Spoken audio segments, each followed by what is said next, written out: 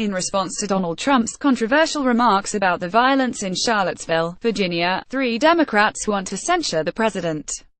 Reps. Pramila Jayapal, DWASH, Gerald Nadler, DNY, and Bonnie Watson Coleman, DNJ, announced their intent to introduce a formal resolution of censure tomorrow when the House is back in session. A censure resolution, if adopted, would be a formal and historic rebuke from Congress of Trump's remarks. The draft resolution from the small group of Democrats cites specific actions the representatives believe merit censure, whereas President Donald Trump's immediate public comments rebuked many sides for the violence in Charlottesville, Virginia, and failed to specifically condemn the Unite the Right rally or cite the white supremacist, neo-Nazi gathering as responsible for actions of domestic terrorism.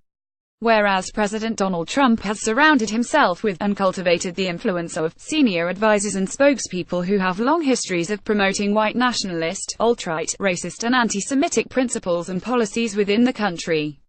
What is censure? A censure in the context of the United States government is an official statement of disapproval or condemnation towards a public official, including cabinet members, judges, members of Congress and the president. While a censure does not remove an individual from office, it can send a powerful message rebuking his or her past actions or statements. Members of the House of Representatives who are censured are forced to give up any committee chairmanships. How does it work? The Constitution does not specifically mention censures, though Article 1 Section 5, Clause 2 of the Constitution states that each House may determine the rules of its proceedings, punish its members for disorderly behavior, and, with a concurrence of 2/3, expel a member. There is no one process for passing censure motions in Congress. Unlike impeachment proceedings, which have very set procedural rules, a motion to censure could be introduced, debated or voted on in the House, the Senate or both chambers simultaneously. It could be introduced jointly, in the form of what's called the concurrent resolution, in both chambers or not. As is the case with other calls for other resolutions, there is no guarantee an individual representative's motion to censure will be brought to the floor for a vote when have censures been used. According to the National Constitution Center, censure motions were introduced against Presidents Abraham Lincoln, John Tyler, James Polk, Richard Nixon, and Bill Clinton.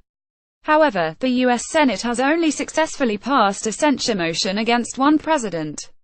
In 1834, the Senate censured President Andrew Jackson when he refused to submit notes from his cabinet meeting regarding his veto against a congressional motion to recharter the First Bank of the United States.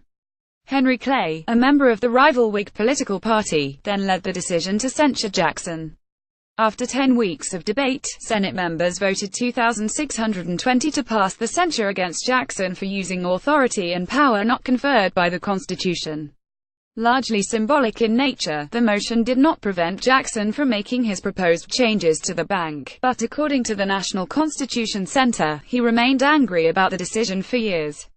In a message to the Senate in April 1834, Jackson said the censure was wholly unauthorized by the Constitution, and in derogation of its entire spirit. The censure was expunged 3 years later in 1837 when the Democratic Party regained control of the Senate. Since 1978, 9 senators have been censured, with the most recent case in 1990. The House last passed a censure measure against then-Rep. Charlie Rangel, DNY, in 2010 over violating ethics rules by misusing donations and failing to pay income taxes. According to the Congressional Research Service, 23 representatives have been censured.